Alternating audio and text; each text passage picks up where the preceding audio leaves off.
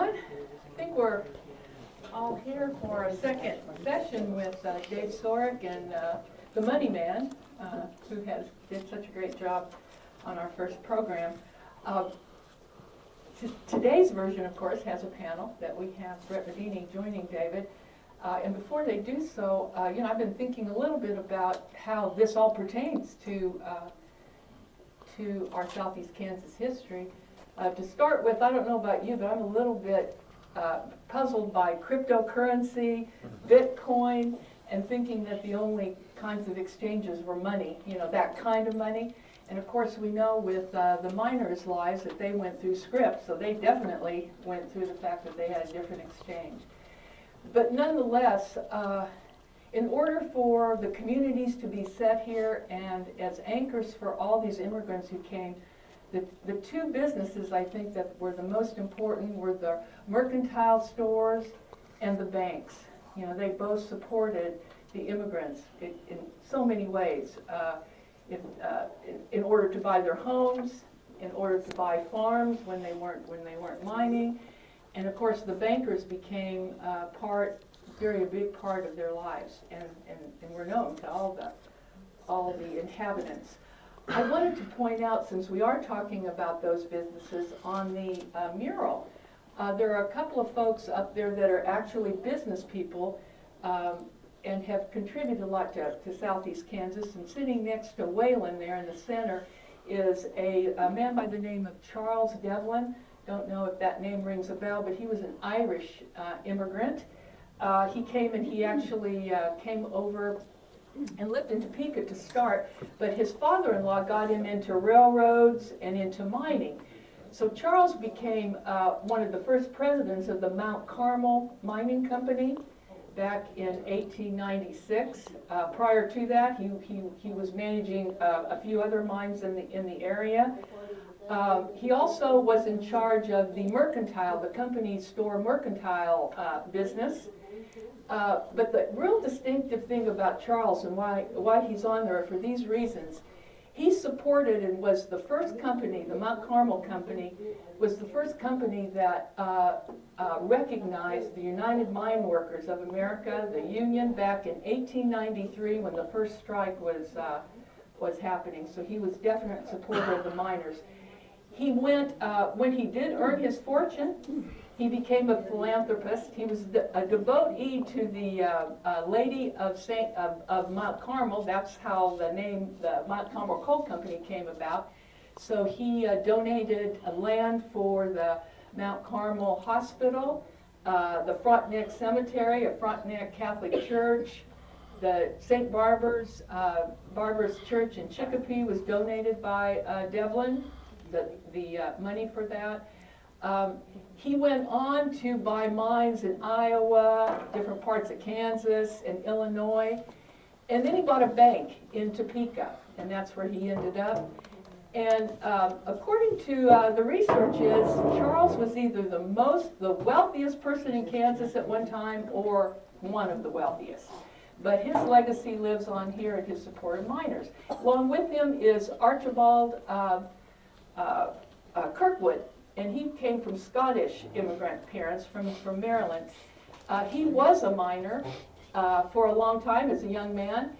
He moved on to manage the Weir Coal Company, and then he decided to go into mercantile work, and his store in Pittsburgh, the Standard Mercantile Company store, was the largest single store in Kansas at that time, from 1899 through 1910. He then became mayor of Pittsburgh, and in 1911 he built a building called the Kirkwood Building, which is still standing in Pittsburgh. His contributions really to miners was since he came from mining stock, he was a miner, he would often be asked to confer on labor disputes and whatnot. So he was a very good friend of the hard work that these immigrants were doing. So with that, the two gentlemen in front of you today are going to talk a little bit more about, banking and how important that was to this, not only this area, but pretty much the building of the country. And we've lost some of our hometown banks, so we'd like to really kind of celebrate that with David again, who gave us a marvelous program last time. So thank you very much, and please welcome David Sorrick and Brett Bedene.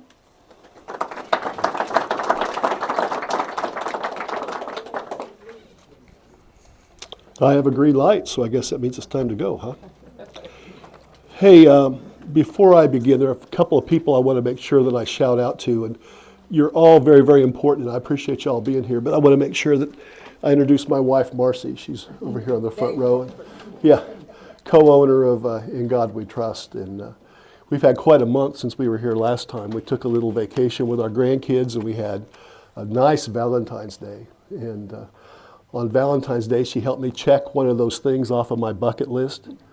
I've always wanted to go up in one of those hot air balloons. Isn't that fun? So she gave me a coupon for a free balloon ride. Yep, over the Great Lakes, and it's a solo ticket. And she told me to take that bucket with me. So I hope she'll forgive me later. So anyway. Janet Dermott Baxter is with us as well. Janet, if you could say hey to folks as well. Janet is going to be presenting here next month as well. She is the artist that created the Abe, the Centennial Pig. And she's also going to do double duty next time. She's going to be our caterer for our refreshments at the end of the event next time on March 12th. Janet, thank you. Yes, I'm looking forward to it. Thank you all. Well, y'all have your brochures in front of you. Grab those, and I've kind of covered what we've done in the past and what we're doing today. And but I want to turn to this third page that says Miners Hall Museum Foundation. And that's the page I call the Time, Talent, and Treasure page. So this is your opportunity to make some decisions about how you can help Miners Hall and the mission here. This place is growing. It's growing at a fantastic pace, and there's really some exciting things coming along. And you've seen the press where there's numbers with lots of zeros after them. There's a check behind me here from the Kansas Commerce for $250,000. And there's more support coming that's ever come before, all because there's a project coming that needs a lot of support. Well, that's going to get a lot of attention, and lots of people see big numbers and they think, oh, their pockets are full of money. But we continue to need operating capital, and that's where you come in. So there are several opportunities here to suggest how you can support the hall. There's actually a little fish bowl back here where today you can stuff cash in that fish bowl. Please do not put these notes in the fish bowl. There's also opportunities for you to join and take membership where on a continuing basis you'll be able to support the mission. And probably more importantly, you may have treasures at home that belong in a place like this. Look around, we're a little crowded. That's not going to be that way for long. There's going to be an expansion here, and there's room for more artifacts. And it's very, very possible that you have something of interest to the museum. So I ask you to come in and have a chat with people. If you have something like that, to have a conversation about how you can help. And then the other way that you can help is you've got time. If you've got time to volunteer, they can always use your help. So please take your pen, write your name on this list, choose how you're going to support the Miners Hall, and let us continue to do programs like this as well. So thank you all very much. Brent, I'm going to have a seat and introduce you. Brother, when I was counting numbers of years that you were involved in banking that I'm aware of, I got to a pretty big number, and I thought, well, maybe I shouldn't be the one that frames that in, but you started as a very, very young person in a family business called the First State Bank of Arma. Correct. 1967 I started and was in banking till 2015, got out of it and got back in it in 2022. Fantastic. So I'm back in it again. Anyway, so that'd be, 48 years, I guess. Yeah. That I've had experience in banking. I like I say, I have my wife with me today, Cindy, and my daughter Kelly, and a couple of cousins who are probably going to fact check me.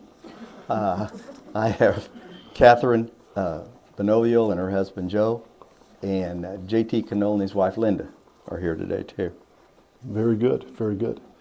I was telling the fellow from KOAM TV that there's quite a parallel between the mining era and the rise of the Fowler banking family and the involvement in 3 of those banks, in southeast Kansas, all of them in coal communities. Correct. And over a span of many, many years. And you and your cousins all fit into that family tree. Correct. My grandfather, James T. Fowler, started a Home State Bank in Arcadia in 1903. And in 1948, they started with my father, First State Bank of Arma. Mm-hmm. And then in the early 50s, and I don't remember the exact year, they started Citizens Bank of Weir. Right. So there was 3, basically, I guess you'd call them Fowler banks, Mm-hmm. that were, and all 3, interestingly, all 3 of them were robbed or burglarized at one time or another. Mm-hmm. Mm-hmm. On it. And all 3 of them were a little unique in how that was done. Yeah, On yeah. it. My grandfather, the Home State Bank of Arcadia was robbed in 1918, in October, I believe, in 1918. Mm-hmm. And my mother was born in 1918. She would have been 7 months old when that bank was robbed. Mm-hmm. On it. Anyway, he wrote a letter to the surety company after it was robbed. That's the company that insured against robbery, burglary, mm-hmm. and what have you. And it gets quite interesting with regards to it. Dave asked me just to kind of highlight it. Because your grandfather was quite a character. Colorful, very. All the Fowlers were colorful, all the way to JT. Yeah, yeah. And anyway, he detailed for the surety company what had happened on this deal, and I'm going to read part of it. It's easier to read it than do you want me to read the whole thing or just? Let's just talk about kind of the highlights. He says, I'm giving my short story of the attempted robbery and think you will understand it better. Mm-hmm. And he goes on to say that sometime in the early morning, these railroad people heard these robbers breaking in. They were actually already in the bank, and these were 2 cats from Frontenac, if I remember right. Right, that's correct. Yeah. Mm-hmm. One of their names was, let me see what it is. I forgot now. Mazzari, mm-hmm. Pete Mazzari. Anyway, so he called his brother, and they go down there, and these guys are attempting to leave, and they shoot both of them, and they both die. So anyway, and he goes on to tell that his brother was armed with a .22 caliber rifle, and he was armed with a shotgun with double-aught buck in it. But anyway, he goes on to say that what was taken and what was damaged, and this is basically, what he's wanting them to repay him for. And there was $7.50, I believe, that belonged to the Red Cross. And he wanted that back too. Mm-hmm. And they got it back, and they gave it back to the Red Cross on there. He also went on to say that they used the phone, and he wanted reimbursed for them using the phone on there. And then he went on to tell them in a PS that how they could get some of their money back. He says they had a big cylinder locomotive auto, and he said you could take that and sell it and get some of your money back. Yeah. And he said, and then he told him, he said, and then you can file a claim against that Pete Mazzario's estate. Yeah. So, yeah, he was telling him how to do it. Right, right. So, well, yeah. Bank robberies are not really that romantic, right? I mean, No. These are real people involved in real Correct. Traumatic situations, and it happened to your family more than once, and it's certainly a lot of trauma with that kind of stuff. Yeah, in 1959, the First State Bank of Arma was burglarized, and that they had to get, when they got in the vault, to get in the vault, they had to use an underwater cutting torch. And at that time in the United States, there was two ex-naval guys who had been trained, and one of them was in the bank. Wow. In Arma. Yeah. On the deal. That was interesting. When they did that, they had to have a lot of water because when they would cool things down. Right. Well, inside the safe was what they called it was a huge safe. It was a big oval safe set on a base, probably 6 feet tall, and they cut in the top of that. So when they were cutting it, naturally flooded it, and the money floated to the top. Yeah. And after they caught these guys, they actually were in Arcadia, not too far from this gentleman. Uh-huh. Inside there was a second. Yeah, and they had to iron the money to dry it out, and then they buried it in the shrubs in front of the house. Yeah. On the deal. Uh-huh. And then in 1972, we were robbed, or I was there then, and so that was basically a robbery where they came in, and they tied us up and left us. And then I don't know the year, it was probably the late 60s, early 70s, the bank in Weir, they went and took my uncle and his wife and son hostage at night, and then in the daytime took them back to the bank and made them open the vault and then locked them in the vault. Wow.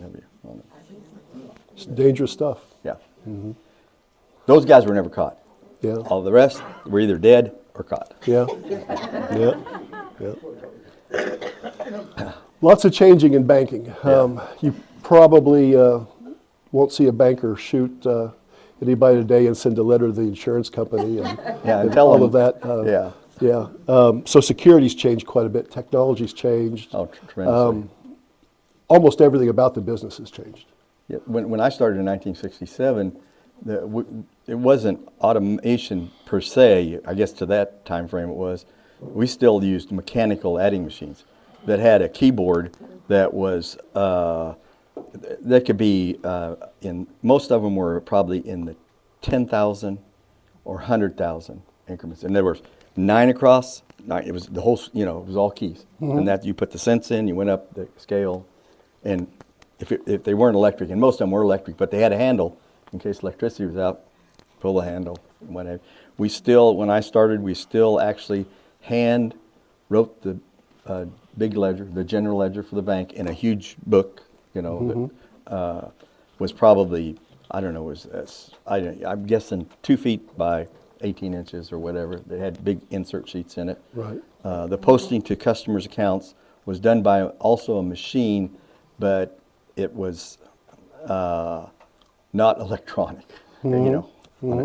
And the most modern machine in 1967 we had in the bank, and we were a little behind as being a small bank to the technology, when it was a microfilm machine. So every check, whether it was foreign or on our bank, had to be microfilmed. And the way you microfilmed it, you put the stack, you held this button down, you hit this button, you turned the check over. And it was quite a process. It took a long time to do it.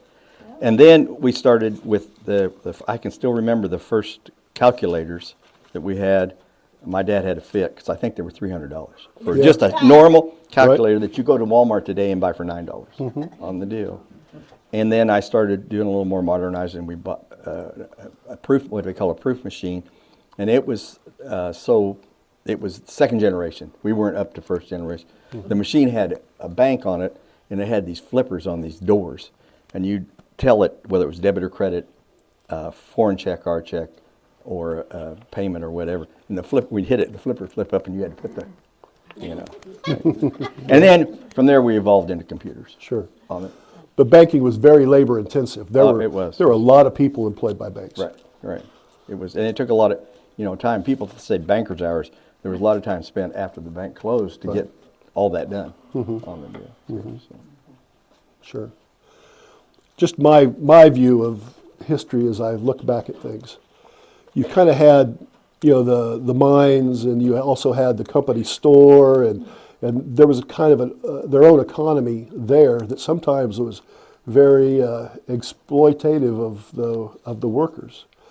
Banks seem to fill a void there and give an alternative to doing business with the company store in terms of financing. Correct. And banks financed lots of stuff. Exactly. And in 1967 again, that's the benchmark I'm using. Of course, but it was still some of what I call the 50s and early 60s tradition of how they did. You know, when you came in and say you wanted to borrow money to go buy some clothes at the mercantile store or whatever, Right. we had a note that was probably 5 inches wide and 11 inches long or whatever. It was just, you know, and we tore it off a pad. We filled it out, you signed it, we signed it. That was our note.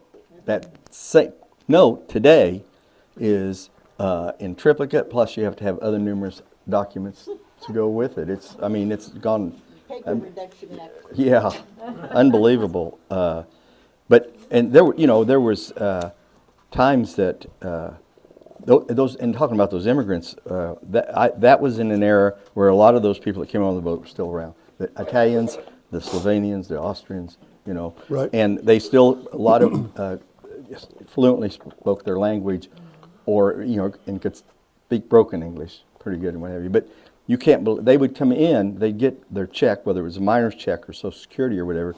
They'd bring it in, they'd sign the back of it, and they'd push it across. You'd cash it, they'd count it, they'd push it back and say deposit it. It was, they thought there was a drawer in the back or something that money was in there. Right. It There was like quite a cubby deal. hole. Yeah. Uh-huh. And then there was a lot of times when somebody did remodeling and they'd bring in cash that was so moldy that you had a hard time separating it. Uh-huh. Because it'd been buried in the ground. Right. Right. So banks didn't just serve a function of finance, but also to protect wealth from theft and Right. fire and flood Correct. and that kind of thing. Right. It was pretty simple back then, and then it's evolved into all this electronic, no money Right. deal now. At some point, actually in the 70s, they said we were going to have a cashless society. I said it'll never happen, and it hasn't yet. I still write checks. I'm sure some people still write checks. Yeah. Not very many, but still do on it. And they just haven't got rid of it yet. Right. Right. Money changed, people changed, processes changed. It seems like every time there's a crisis in this country, there's an impact on banking.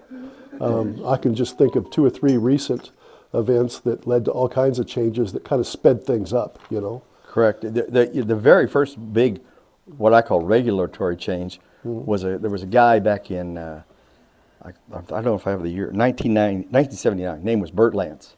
He was a banker in Georgia. He was also on one of the president's boards. Jimmy Carter. There you go.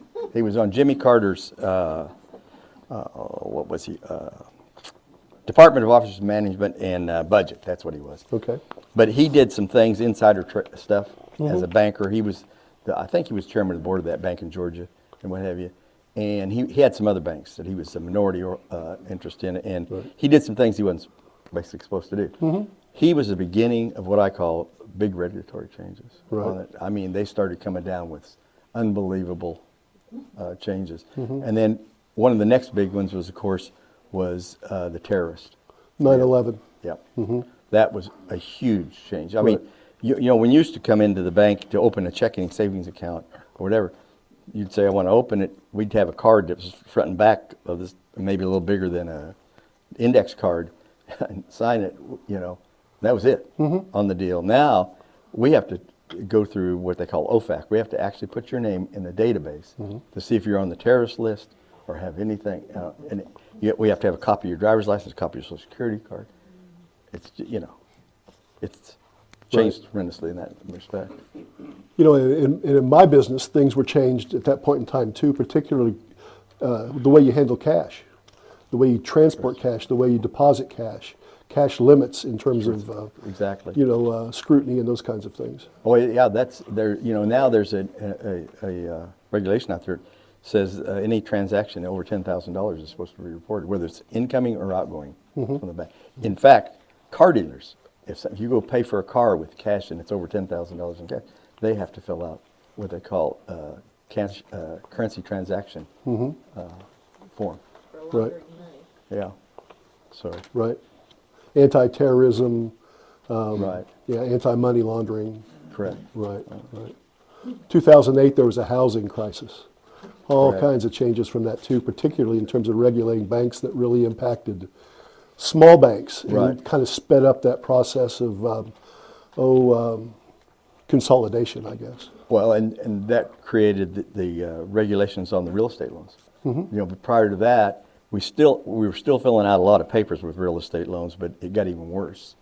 Now you come in and fill out an application and other documents, and then we have to take it and we have to do an analysis that is what they call ability to repay before you get your real estate loan. And so if we can come up with through the formula that says, okay, you have the ability to repay, what's ironic about it is today you can pass that on the deal.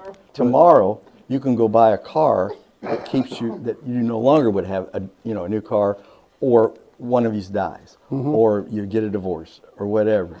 And that in one day, the ability to repay changed. Right. Yeah, but we have to prove you got it the day we make the loan. So a fella could have a pre-approval for a real estate loan and maybe not close at the end of the deal because he spent other money? If he does in the interim time, Yeah. it changes his financial situation, yes. Yeah, that's amazing. Yeah. So, yep, it's changed tremendously.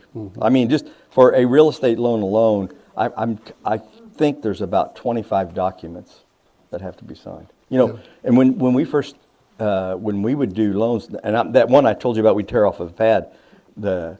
That one maybe we did have a carbon. We probably did do a carbon. So we had a duplicate of it, and then it went from that to triplicate. But I used carbons for a long time. Right. I mean, Manual carbons. yeah, the magic Right, carbon. right. Well, I remember my dad, maybe he had 3 checking accounts and maybe 3 banks. I don't really Sure. remember. But I think they had the one checking account for kind of the day-to-day stuff. And then he had a little hobby farm, and he liked to trade cattle. And that was one checkbook, one banking relationship. And he liked to trade cars too. So I think he had another bank that he did his car stuff through. How'd y'all keep track of that? I mean, it looks like now you're talking about ability to repay. Here's a guy with multiple accounts back before computers.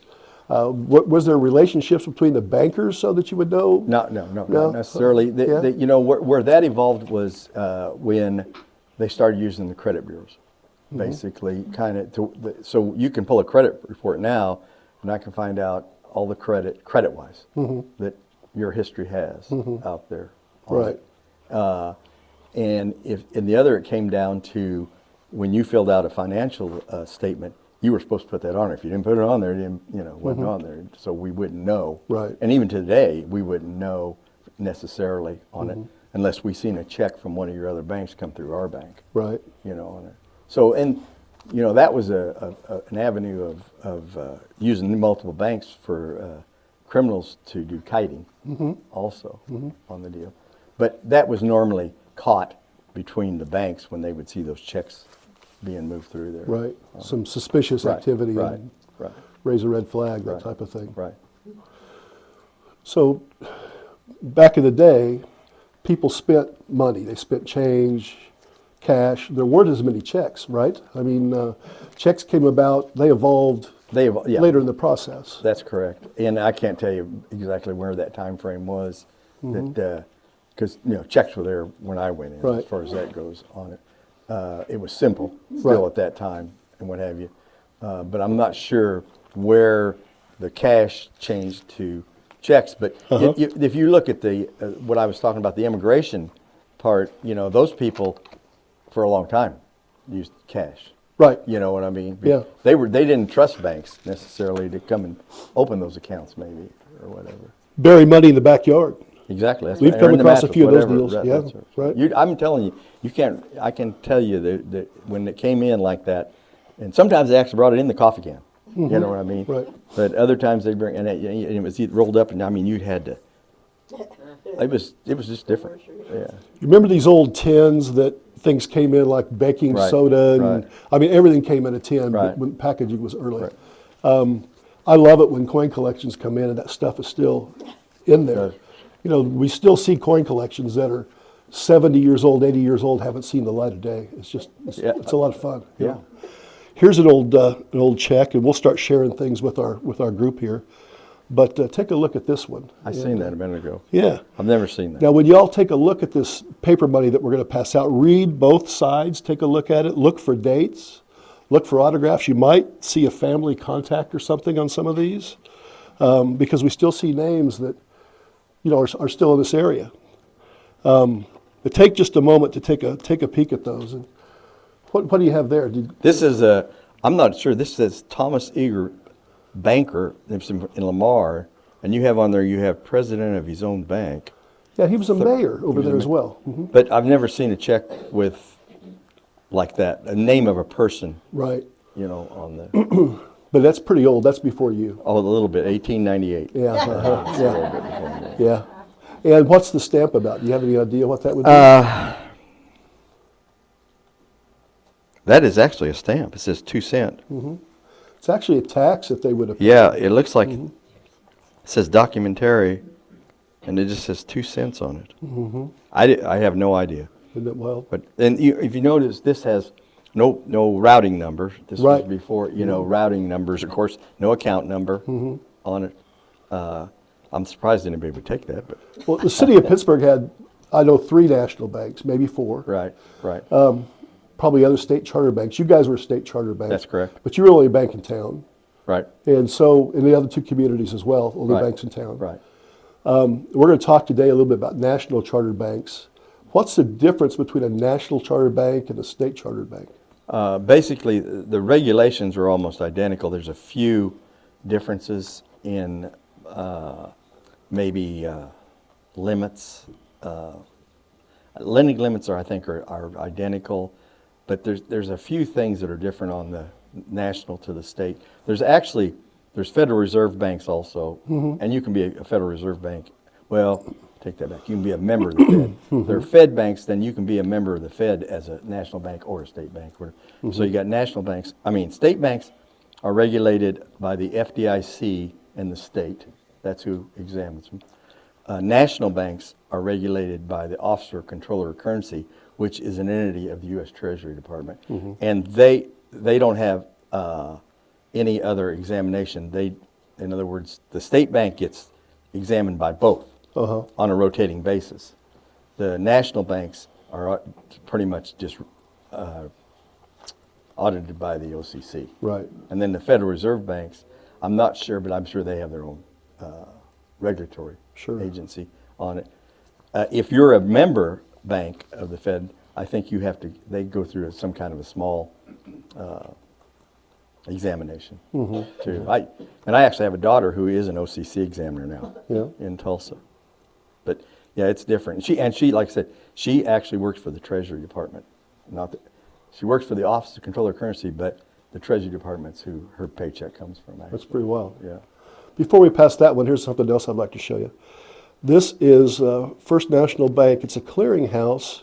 Cashier's check written on that. The passage around. Yeah, we can do that. And our ushers are going to kind of help track this stuff around, so we're going to keep it in groups. So take a look at that. And that's from Parsons, Kansas. I think that perhaps was a successor to this check kind of thing. What This do you says think about that? this is a cashier's check. it says. Okay, yeah. So basically,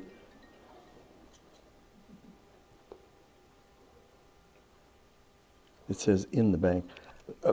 We still have cashier checks. They're different Right. than this. And cashier checks basically are guaranteed money. It takes a lot to stop payment on a cashier check once it's issued. On the buyer of it can, in other words, if I'm the remitter Right. of it, can redeem it, or the payer can on it. But for you to stop payment on it, you have to have a pretty good reason on it. But this looks like, this is 1907. It says cashier check, so I'm assuming that's what it was. So we went from cash to a pretty good secure promise to pay. I mean, if the banker's writing you a check, you're going to guess it's good, right? And if you get the cashier check from the bank, you're going to guess it's good. There's probably no change in confidence. Money money was assured that it was, Well, I will tell you that nowadays, used to be, like you said, cashier checks were the gold, that they were good. You didn't have to worry. And Right. people would ask for them for that reason, like cash. right? But nowadays, if you get a big cashier check, if we get a big cashier check, we call to verify Yeah. because of the fraud. Right. These are reproduced and unbelievable. Right. So the phone call is now made on the large one to make sure that it's good usually. You know, we're talking about the intersection of art and history and money. And when we start to talk about these old notes, you see some of this really ornate artwork. And there was a function to that, and it was to help with that counterfeiting issue. These folks employed some of the best artists in the world. It would be very, very difficult to replicate that art. And we're going to see some art today that's just unbelievable. But that was part of the function of that. Well, but if you take the copying machines of today, Yeah, right. and I don't. This looks like it may have thread in it, like the currency. I don't. It's hard to tell, Right. but Yeah. it's amazing what the copy machines nowadays can copy. Old money had, it was linen. I mean, basically there were threads and Right. different colored threads, and that was part of the counterfeiting Right. too, and controlled access to that material. You just couldn't go into a typical printer and get that kind of Right. stuff. It was all locked down by the government. So They would when the criminals figured out about the threads in the, they would go steal that paper, find out where and steal it, and then Right. they would go back to their printing press and use the real paper to counterfeit. You know what I mean? right. And now they have there's a seal hidden usually, and that's how you use the pen. Right. Yes. Can we ask a question? Oh, sure, of course. I didn't want to. Yeah. Today's transactions with your bank accounts and stuff, with the text messaging and all of that comes about where they can get into your bank account and move money. I know that is it the FTC that's got a division that's trying to check on that? I don't know how the process works. I just had it happen to me last week. $2,500 went out of my account because I got an alert, a security alert from my bank on the text. It says hit here to find out, and when I hit that gave them the access. But how do they get your password? Do you know how that? They're so good that once they get in there, they can figure it out on it. It's that technology. My theory has always been, I would argue with examiners that when all this technology came out and we had to have firewalls in our computers, and every year we had to do tests on the firewall to make sure it was secure, and we would send. There would be companies out there. We would send it it would be like a ping or something to that company. They return it and what have you, and then that was one of the ways that they verify. But my theory has always been: if man can create it, man can defeat it. Bottom line, somebody created it, somebody can defeat it, and there's people that sit around all day doing just that and figuring out how to get into your account. And like you said, there's so many cautions out there about just what you did.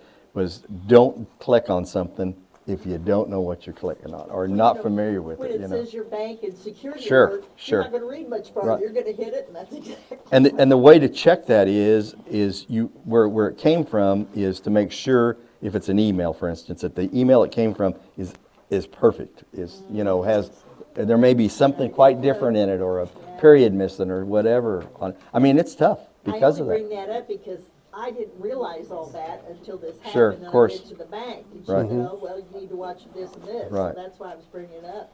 Correct. That it is very easy for them. And they never really did it once. They tried 2 days later 3 times to do Sure. it again. Yep. Another thing they will do is that they will sometimes once they get a hold of your credit card or your debit card, they will do small purchases just to see if it's going to work and what have you on it, Yeah. and then they hit it with the big one. So, yeah. I've got a couple more for you to look at. These predate you as well. We can pass that out Okay. as well. These are old notes, one on the Kansas State Savings Bank and one on the Missouri Defense Bond, State of Missouri note. One of them's written for $2 and one of them's written for $4. So I guess there are $4 notes out there. You just have to look far enough. But these, I'm playing Stump the Band here. I'm betting you haven't seen No, I haven't. that stuff before. No, I have not. Yeah. There's a use of the color green and red. Again, very ornate artwork that we want you to look at. Just some old, odd notes that kind of predecessors to handwritten checks. This is actually a currency here. It says certificate Yeah. of deposit on this one. Uh-huh. So this is currency. Yeah. This one is. This one,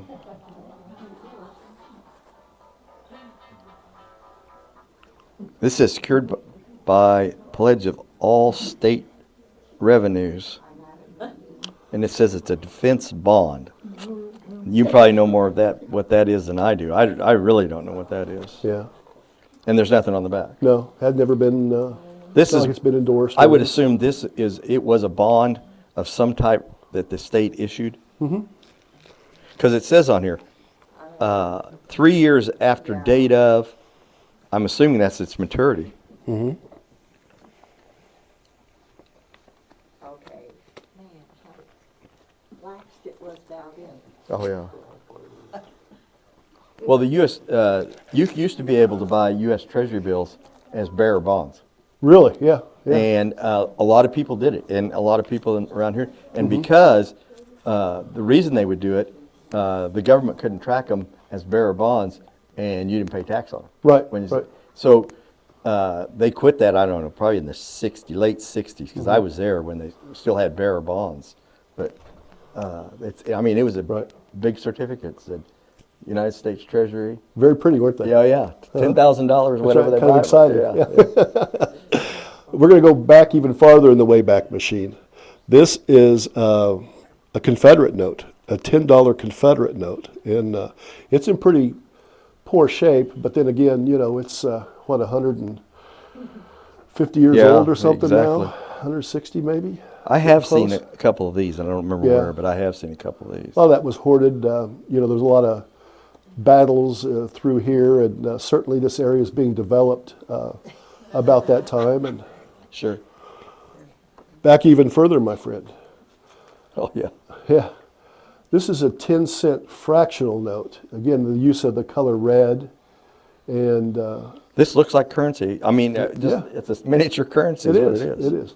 I told the story last time about the post office changing the price of a stamp from 5 cents to 3 cents and requiring circulating change to support that change. No longer could you buy a stamp for a nickel without them giving you back 2 or 3 cents in change. And we didn't have the coinage to support that.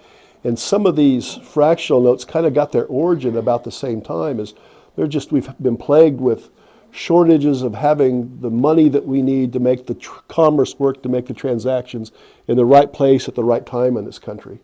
And the most recent example of that is during COVID, when everything was shut down, the banks were closed, people had change, but we needed change for commerce, and we had to find ways to get that change pushed back out into the system. So the government spent, I don't know how many millions of dollars telling us to take our money in and deposit it, into banks, or to spend it so we get that moving again. But we had to kickstart our own economy to get that going. We were on vacation just last week in Nassau.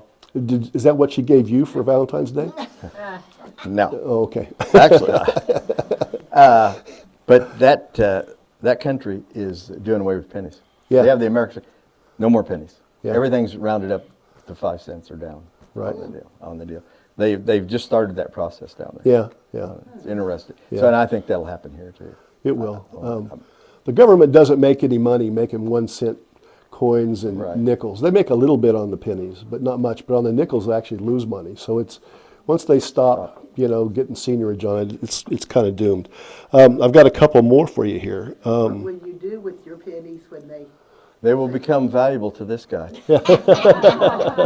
Okay. Yeah, You guys they'll be will, if he collectible. starts That's right. buying your pennies, beware. That's right. Well, then I won't give my pennies Yeah. to my grandchildren. Yeah. Yeah, there you Great go. grandkids, I'll keep them. At some point in time, that's what'll happen. I've joked that I'm going to be that fool on the street corner offering to pay 10 cents for every nickel. Yeah. It won't be too long now. Is there still a coin shortage right now? There are in some parts of the country, right? But do you have any information I'm about not that around familiar here? with where that is. No. Yeah. There still are some spots where it's a problem. So every time you go to Sonic, just pay them a change, and it'll help that situation. This one's Corporation of Winchester, and I'm thinking this was in Virginia. This is a pretty old piece, 1867. So about that same era as that Confederate piece. And then I'm going to pass another one to you, the Western Reserve Bank at Warren, and this one's in Ohio. And this is a $5 piece. But look at the autographs on that. Yeah, this is intricate. It really Yeah. is. Now we're starting to see that pieces of currency are put into place in local communities and they bear local signatures. So you'll see names that you know sometimes on these notes that are national currency notes, particularly. Those families still exist, and you'll see relatives of that. So one of my early experiences collecting coins was I've worn glasses my whole life, and Bruce Kofer had a business in Pittsburgh Optical. Anyone remember Bruce? Oh, yeah. Yeah. Bruce's dad was a cashier at the Conqueror National Bank in Joplin. So I'm in getting my glasses worked on one day, and he says, "Hey, do you ever come across these notes?" And he tells me he has an interest because his dad's autograph is on those things. And I still get calls from folks asking Interesting. about particular notes that, That is interesting. yeah.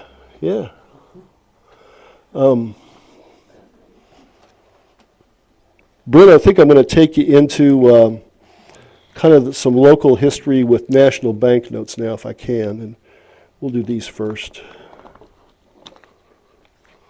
The paper money that you see now hasn't always been the size that you're familiar with. These were the notes, the large notes, prior to 1929.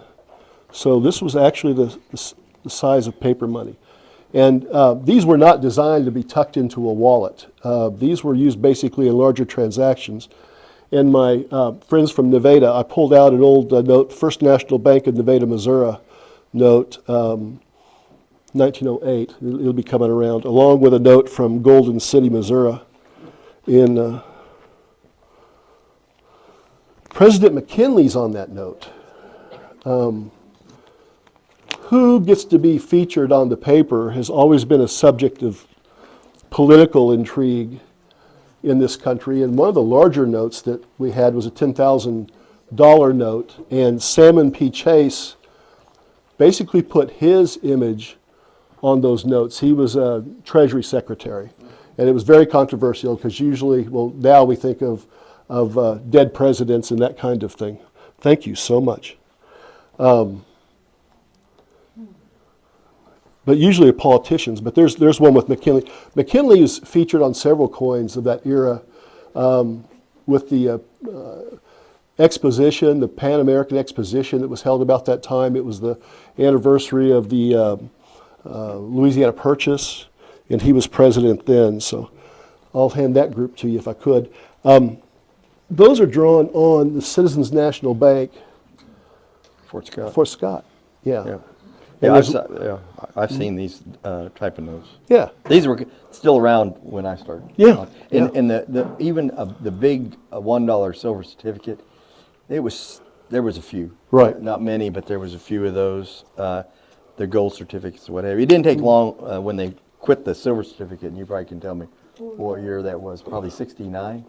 Earlier 60s, yeah. on the- when they said- 63 to 65, Oh, they it were was phasing even them earlier out. than that. Yeah, But they became immediately hoarded on the deal and became valuable right, on it, more than their face value. sure. I actually, and we still did in 1960, not very many, still seen $500 and $1,000 bills, not very many. Right. And then I can't remember when the government says if they come into a bank, you're supposed to take them on the deal. And I actually got to see a $10,000 and a $100,000 bill at the Federal Reserve in Kansas City. Right, On it, right. Which they only use now between banks. Period. I assume they still use them. I don't know that they do. I think They may they're not. all electronic in terms of those transactions. Most of that stuff is museum, hoarded, that kind of thing, and all of that, so. Who prints them when they're local like this? Yeah, it's a great question. To be able to have them printed, a bank had to have a national bank charter, so the state banks couldn't issue them. So you'll probably never see one drawn on an arm of bank that wasn't created in Brent's basement. But and they went through a process where they had to deposit treasury bonds with the Department of Treasury. And one of the dirty little secrets of banking is sometimes they use a 10-to-1 leverage, so that they would have to only reserve 10% of their money, and they could issue 90% of that out in currency. And that was the case there. So for every $100,000 that a national chartered bank put on deposit with the Treasury and Treasury bonds, they could issue $90,000 in local cash. And they were printed through the same systems, Bureau of Engraving and Printing, but they were only put into circulation with the autograph of the president and the cashier. That's where those local autographs come into place. And they come printed in big sheets, maybe 8 or 16 poly to a sheet on those national banknotes. On the smaller size? Yeah. Yeah, they were, The 16s? yeah. And they would literally cut out the notes and enter them into circulation and report back to either, I don't know, the Federal Reserve or whoever their monitoring agent was, that they put them into circulation. So there are records about how many were created, and we have records about how many were put into circulation, but we don't have good records on how many survived, because paper money has a very, very short lifespan. So we really don't know in most situations how many there are of any particular banks, but we have auction records, and we can tell from that. So you're going to see some notes today where maybe there's only 12 known, in extent. So Do they do They- away with the printing press, if you will, of those? You mean the plates? Yeah. Mm-hmm. Did they destroy them? They probably have kept them. I bet they're stored somewhere in the engraving Vault? office. Yeah. So now you've got me thinking. 'Cause I Okay. didn't know quite that story. Yeah. On the deal. So what was the advantage to giving up $10,000 to print your own money? I mean, advertising isn't going to get them any business through those currencies. Right. And who got to keep the $10,000? Well, I think that it would come back to the bank, I think, at the end of the program. And they were eventually withdrawn, and that program was dissolved, and everybody was paid off. The bank also had to put up 5% in gold reserves in addition. Did they to get that back? Yeah, yeah. So even though they had to put that up, that wasn't kept by the government. No, Whatever. They did at some point Right, in time. right. They made good, and it came back. Let me see. I don't know where I was going to go, but Well, so back to the original.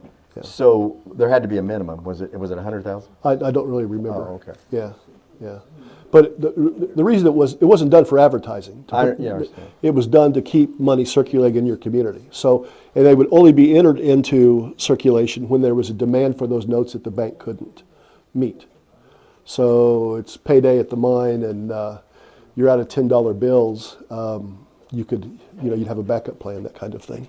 Like on the national currency, like the state of Kansas,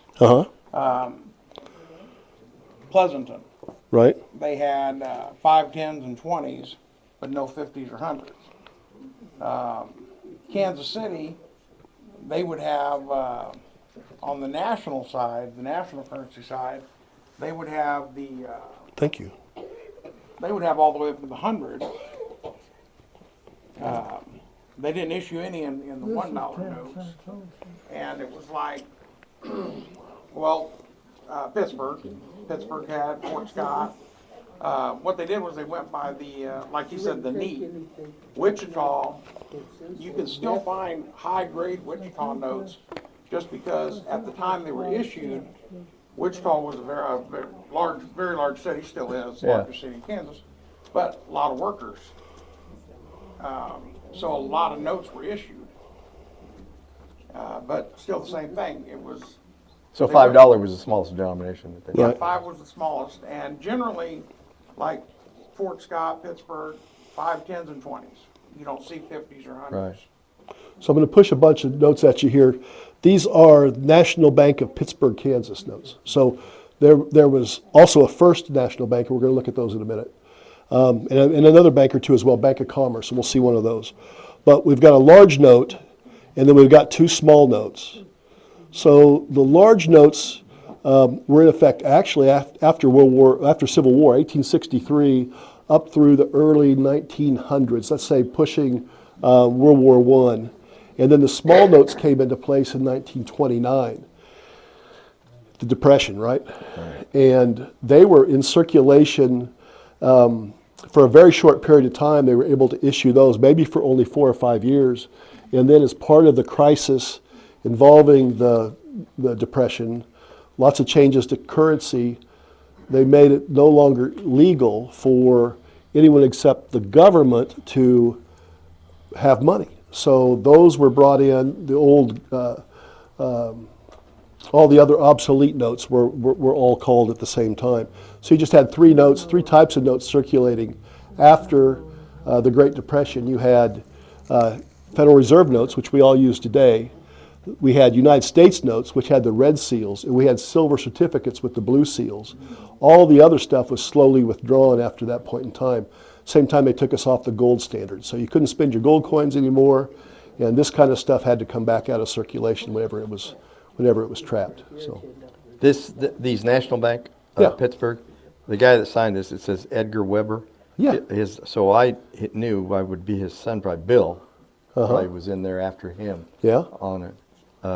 But I do not remember these numbers on the bills. those are chartered. That's the charter number of the National Bank. Real. So yeah, they weren't identified just by the name, But they were on all of them? in I did different not remember places, that. in I'll be different. I'll show you one here in a minute that's actually stamped on the back in big letters. So What year are these? 29s, It says right there on the bottom somewhere, I think. 1929 to the So it's lower a right yeah. of. Oh, series Uh-huh. So this is one of the other national banks in Pittsburgh. Again, a large note, a 20 and a 5. And I show those to you so that you'll compare the autographs again on those to the other bank, because a new set of people. On my Facebook stuff the other day, someone asked a question. One of the folks from our coin club over at Parsons asked the question about how could the cashier at the bank afford this house? There was a postcard of this, it's a mansion in Parsons, Kansas, and the guy that built it was the cashier at the bank. And they're thinking, well, today the cashier at the bank isn't the richest person in the room. How are they building a house like that at that point in time? Well, the cashier at the bank, it's actually a title, was an officer of the bank. Isn't that right, Brent? I mean, there was, Right. those folks were connected, right? I Yeah, mean, right. not necessarily family, but certainly a trusted businessman that was on the board typically, and then became a member of the staff, that kind of thing. So These didn't have the Federal Reserve District on them either. no. They didn't start that probably until after this. That's part of that whole Federal Reserve note system, Right. the green seals that we see. So you've got different colors here, blue and brown on that particular series. So we've got 3 of those groups of nationals floating now, and Sorry, Now, do you have any type on your shirt? Do you have any type 1s and type 2s of the same bank? perhaps I didn't look at that when I was putting them together. So one of the things I wanted to show you too was basically how we grade and keep currency, and so I brought a couple of examples of those too. Here's a couple of companies that basically entomb these notes.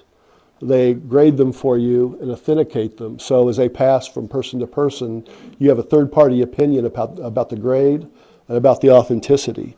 So PMG and PCGS. One of these notes is drawn on the Commercial National Bank of Independence, Kansas, serial number 97. Serial numbers are a way that people collect notes as well. And the lower serial numbers are very high demand. So serial number 97 is a pretty cool note. And But it's a circulated grade. You'll see a grade of 40 on that one. Thank you, sir. Now, all of these things, all of these bills or whatever you call Mm-hmm. them, are they considered legal tender? They were at the time. Yeah. Yeah, they're not now. I Uh-huh. understand. This, that. if Thank you you. presented these, they would still have to honor it. I think they would, yes. Yeah, there's no way that they can't. The bank would accept them, Right. yes. For $20. Right, yeah, exactly. Right. Yeah, I mean, yeah, you brought this in, I'll give you $20. Excuse me, I'm Right. sorry. Uh-huh. I mean, yeah, it's still legal tender. Mm-hmm. Yeah, yeah. And then she said that she handed me that fractional note, so I am.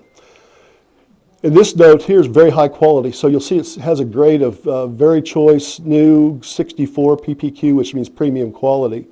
It's a very, very high grade note, never circulated. Just a really nice example of a clean note. How do you know, how do they verify it was never circulated?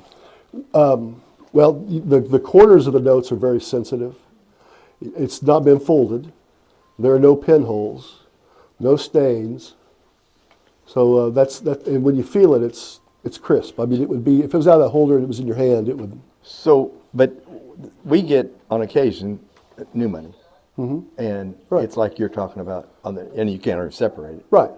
So does that considered circulated or not circulated? Uncirculated in that condition. No, but if One I, before. if we get it at the bank Right. in those stacks, and then it's at that point It's uncirculated. it's still uncirculated until Yeah. I hand it to you. Yeah, or it receives damage. A lot of times they get dog-eared or that kind of thing. So now I'm going to shift gears on you. I've got a group of 4 notes now, Brent, and these are all small notes drawn on local banks. So I'm moving out of the Pittsburgh area here, and we're going out into southeast Kansas and other areas. First National Bank of Girard, Kansas. There's one on display over here with a serial number 65. This is a serial number 251. There are 12 known on this bank. First National Bank of Girard, Kansas. Pretty There's rare how note. many? 12? 12. Really? 12 of that particular denomination in that. Montgomery County National Bank of Cherryvale, Kansas, a 10. Pretty circulated, but it's Cherryvale. Cherryvale's a rare note. It's a tough town to find. First National Bank of Oswego, Kansas. So you're starting to see a pattern here that some of these small towns had national banks. Not all of the small towns had state banks. And here's one that's even more near and dear to my heart, the First National Bank of Cherokee, Kansas. So I think that one has the last name of Scales written all over it. Yeah. That's where my kids live, down that way. And here's a type 1 and type 2 issue for the same city. Cool. Just whenever they had to do a reissue, Yeah. Right. Different varieties. different, so what it was they'd issue under a different charter number. Yeah. Um, Yeah, So- those are neat.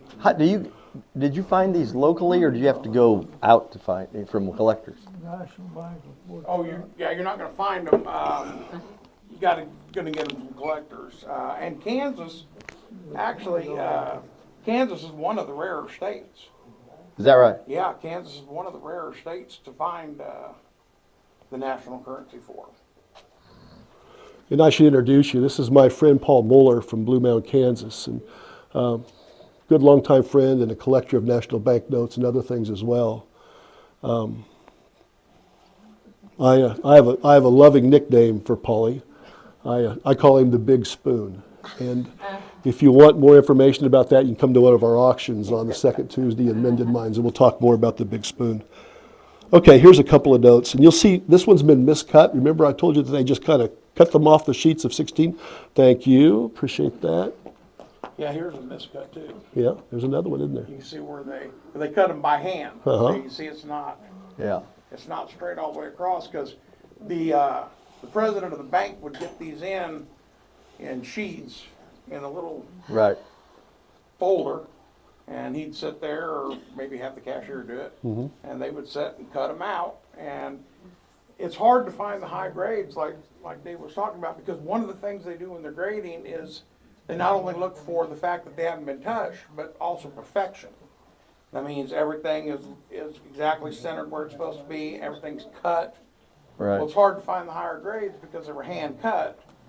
So you're not gonna get the perfection of the, Right. This one's been miscut in 2 places, Paulie.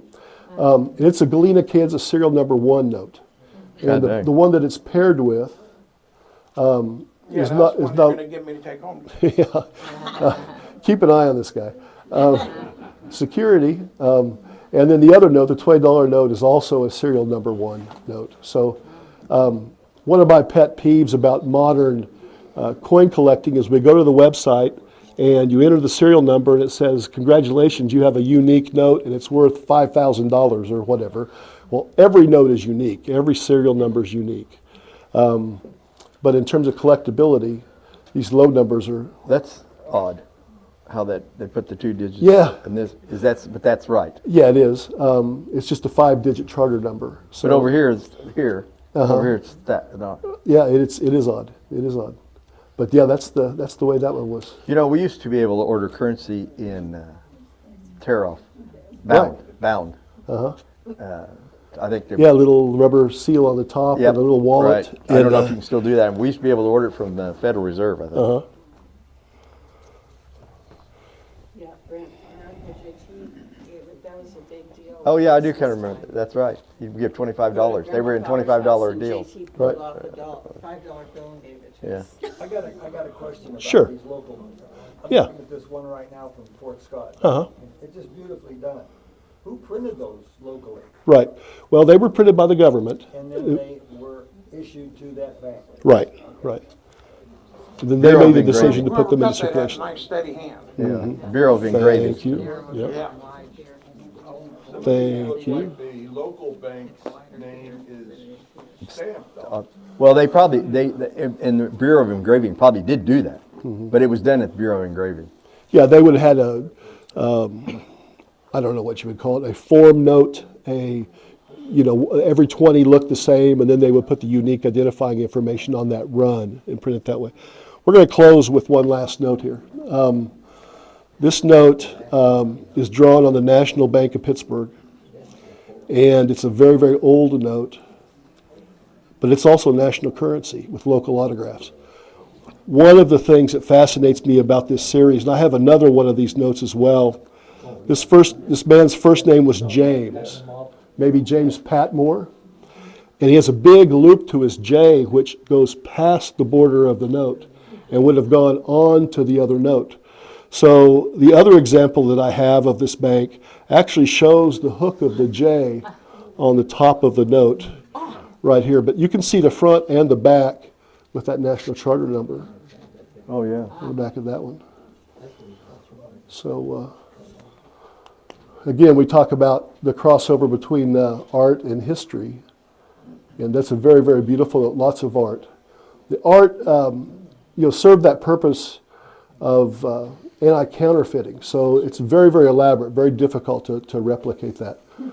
Even the ink colors are difficult to replicate. So during World War I, before World War I, we sourced a lot of our ink from Germany. Particularly the blue inks and the red inks were very difficult to find. And if you go back in time, you remember that the regal color of purple was reserved just for royalty. It's because it was so difficult to find purple and to keep it consistent with that particular color. World War I breaks out. We've lost our source of red and blue inks for our currency and have to find a local source. They actually ran clandestine missions to Germany to bring the stuff back on ships to America to be able to use for us to continue to print our money. I have an ancestor, my mom's cousin, developed a patent for inks to replace those inks and sold it to the government about that same time. He also invented the insulation covering for spark plugs in an automobile, which allowed the introduction of AM radios into cars. And he sold that particular patent to General Motors. And as you can imagine, he retired to a good life in That's where you get all your money from. foothills of, well, I could tell you the story of the drama of why I don't have that money, but yes. What's the grade on that? There's a couple of little holes on that one. So probably It would be extra fine, maybe a 40 or so, but for those holes. So is We it, use- is it insured? No. Really? It's insured by J.T. Knoll, who's not going to let it get out this room. So. Yeah, it's a pretty note. Do isn't you, it? can you insure it? Yeah, you can. A lot of collectibles are insured through like the American Numismatic Association and that type of thing. So anyway, on the notes that are coming around that are graded, we use a 70-point scale, 70 being perfect, and all the way down. So that note that's 64 is a pretty high grade note. That's pretty close to perfect. So 70's the best. 70 is the best. When do you recommend you get your currency graded professionally? Yeah, I go through PMG right now. But I mean, The when, company. I mean, How do you make the decision? Yeah, to send, and what does it cost? Yeah. Well, that's the thing, I just actually just sent some in, and it runs, if you send Need our fishbowl. under 10 notes, The tickets, because fishbowl. the more you send, the cheaper it gets. But if you send anywhere from 1 to 10 notes, you're looking at about $50 a note. Did you send it by U.S. mail? And there are increasing definitely problems with insure that. it. Yes. You definitely insure it, but yeah, so you want to look at a note, if you're going to have it graded, you're going to want to look at the value that if the note's worth about Thank you, buddy. $100, Then, it may not be worth grading because you're going to have $50 in grading fees. But I found $1,000 What do you want bill. me? We're going to draw some tickets here. I'm going to let you just take a bowl. Okay. I paid $20 for a set of books and Thank actually you. found a $1,000 bill in there. So I sent it in to have it graded just to get it verified that it was real. And it turned out to be real. What are $500 and $1,000 bills bringing? Actually, a $500 bill is worth more than a $1,000 bill. A $1,000 In terms of bill, percentage, yeah. I've got one that's grades a 35, which is not perfect, of course. It's, and it trades for right in the $1,800 value, so it's not quite double. Whereas a $500 Thank you. bill in that same grade, you're looking at anywhere close to $2,000. Really? So 4 times face. Your mic came off. Yeah. The 500s are worth quite a bit more Is that than right? 1,000s, yeah. I'll be damned. So, back to the currency, I guess they're gonna quit making the $2 bill. Is that right? Have you heard that? I haven't heard anything about them stop making the 2s. They talked about doing away with the $1 bill like Canada did, Thank you, Jim. but that would go to people spending $1 coins, which people really don't spend $1 coins. Right. Dave, I noticed that a lot of the dates on these are 1929.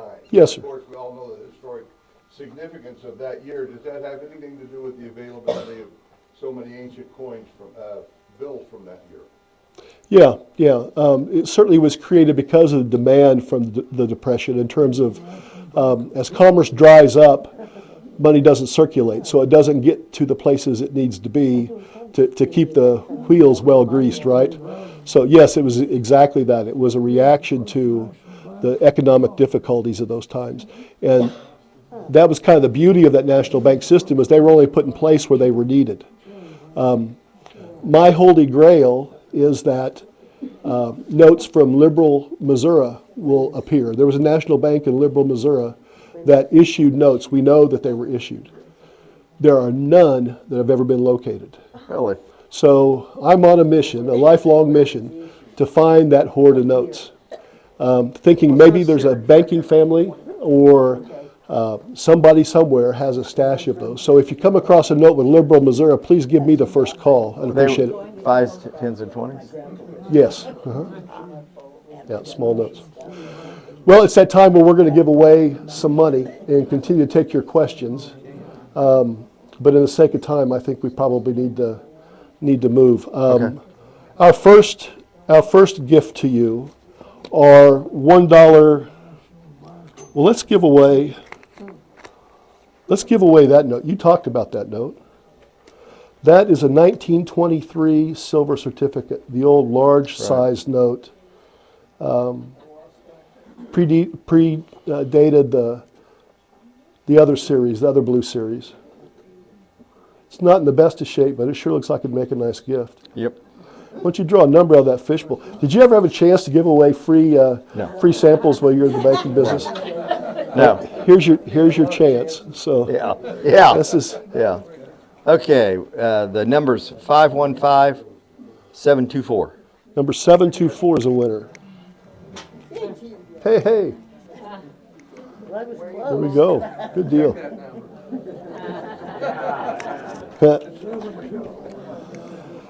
We have, I believe we have 5 of these. We're going to give away a poster and a note to the next 5 winners. Okay. This poster says, "In God We Trust," the national motto of the United States of America, adopted by Congress, July 30th, 1956. So, on your silver certificates that were printed in 1957, they were the first notes to bear the national motto, "In God We Trust," on the reverse of the note. So we're going to give you a note to go with this poster. "In God We Trust" was used on our coinage the first time in 1864 on 2-cent pieces. It occurred sporadically then for a while, and then was introduced as a federal law and began to appear on all denominations, I believe, after 1916. All coins have to have the national motto, "In God We Trust." Now on currency, after 1957, "In God We Trust" must appear on those notes. So you're going to win a poster, and you're going to win... Now, the series on there isn't actually the date that it was manufactured. The series is when it was okayed. When it was, because you got the atheist notes, people call them the 1935 silver certificates. Well, when the law was passed, like Dave was just talking about, towards the end of the 35 run, they actually did put "In God We Trust" on some of the 1935s. So every now and then you'll find a 1935 that has "In God We Trust." Then they redid the bill for the series 1957, and those were issued into the 60s. Are there only 2 of those notes? I thought I had 5 of them, but... There is a 35 here, but Okay. it doesn't say "In God We Trust" on it. Right, okay. So we have the example of the atheist note, the 1935, and we have an example of the 1957. Let me look in my bag, Brent, and see if I put those other notes back here. So, I think. Dick, I'm going to slip past you here, buddy. The G notes, because if you look under the series, every now and then there'll be an A or a B. That's when they made a change to the note, but they didn't make a large enough change to actually redo the entire note. So you'll see, and I think in the God one, when they added "In God We Trust" in 1935, I think that was either F or G for the underneath the series. Right. And then they turned, and so those were printed in the 50s, even though it says 1935. And then they went into 1957, they redesigned the entire note. You wouldn't...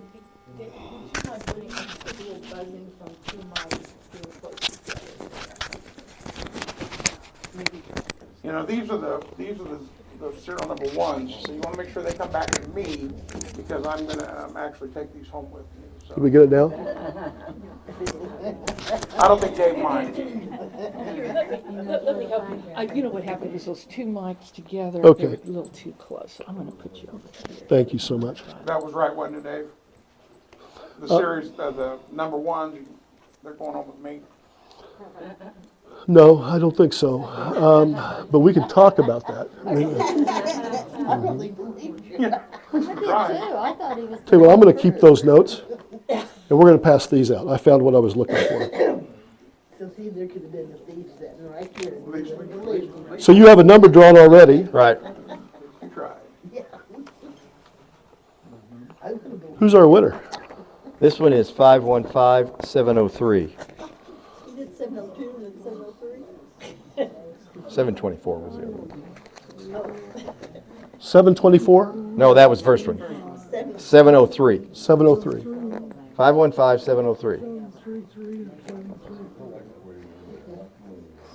703 for a winner. Last 3. Must have gone.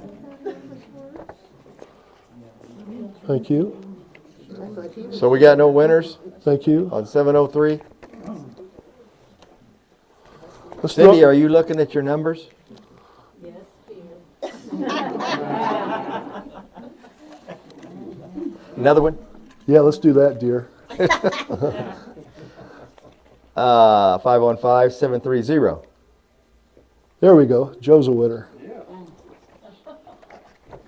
We definitely want to check that ticket. Yeah.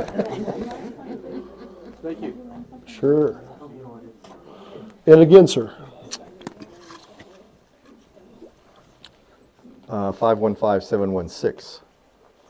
716. Janie. You're the luckiest that I know. You're always a winner. There's your lovely poster and your money. Thank you for being here. Ready for another one? Yeah, 515-736. 736. Right here. Is that you? Hey. Yep, thank you. Oh, whoops. She just verified it.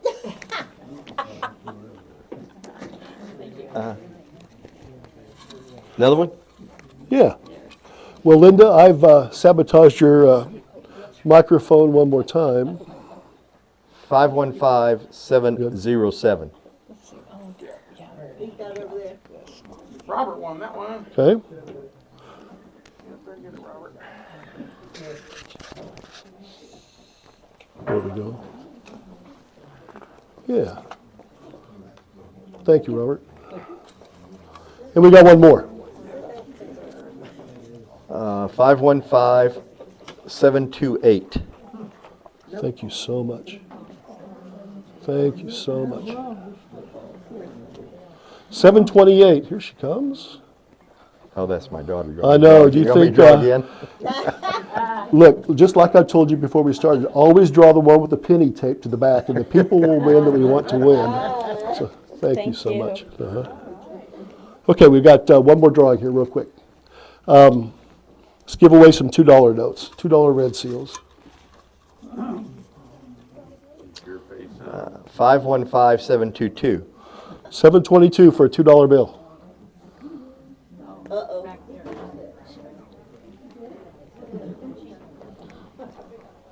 Congratulations, young man. Two more, brother. 515-711. 711. Yeah, I know it. I'm sorry. It looks like they're all sevens. Thank you, Cindy. Okay, so your wife and your daughter won one? Oh, my wife won one too? Yes, yes. I'll redraw. They can, So before you announce that number, can I ask You draw. Can I ask my wife what her number is? One more. that doesn't look good. If it's seven, And one of the It's the cousins. only way you're and one getting of the paid, cousins- brother. It's the only way you're getting paid. Uh-oh. Another 7. 27. 727. 727. Thank you. 27. Yes, sir. Second luckiest. There you go. That's right. That's right. Thank you, Dick. We don't not giving any more away? You want to give one more away? Okay. Let's do that. We're having fun, aren't we? dig through and find the sixes. Let's give away an atheist note, one that does not have "In God We Trust" on it, okay? I hope this is a 6. Please be a 6. Please be a 6. No, it's not. 721. Oh! Any other relatives in the room? Got the right number. 721. And Sure wasn't 31. No, it's 2-1. She's got 32. Dave, you're playing hell with that mic. thank you so much. It's good to see you. He's going to trip in a minute. Hold on. Your tail's dragging. You know, I was just never meant to be mic'd up. Magic Mike. Thank you so much. Well, Brent, I want to thank you. Oh, thanks for having me. This was relatively painless for both of us. Pretty much so. Yeah. I'll yeah. need a drink now. But Yeah, there you go. Well, we did provide you with the water here. We want to invite you to stay with us and hang around here and back. And Linda, do you have anything to say before we're out of here? Yeah, just a few things. We want to thank you both. Brent, Bedene, and David Sorrick for really another enlightening afternoon. Everybody's learning something. You might have questions in a minute, but I want you all to come back with all your coins and all the, well, I don't know if you bring your coins, but David's going to show us how to bundle all that stuff together for an appraisal. If you have loose change or your grandmother's silver dollars, stuffed in a drawer, or some real more serious things. That's right, yeah. Right? Yeah. Liberal Missouri banknotes would be nice. Okay. Are you gonna do some appraisals? Are you gonna- We probably won't go too in-depth with people, but we'll share some stuff. I can come and help. Yeah, I do okay. appraisals too. Well, then, so- Big Spoon, is that who? Yeah, we're Big going? Spoon. Big Spoon. That's right. We'll have Big Spoon. It's March the 12th, Yes. 2 o'clock. Please come back. It was just a great afternoon. And please have a beverage. We've got 4 different kinds of, we've got lemonade, sweet tea, peach tea, unsweetened tea, and water. And some cookies. Thank you very much. And we'll take your questions up here for a few minutes too. So, thank you all. When did they stop taking checks signed in pencil? Ooh, good question. I don't know that they really have. stopped? I Bank don't think they policy ever- kind of I don't, thing? if a check comes through with a legible, or if facsimile of your signature on it, Well, his grandmother always Sorry signed about all hers that. with pencil. I don't think they ever really did. It's in my hip pocket. Thank you.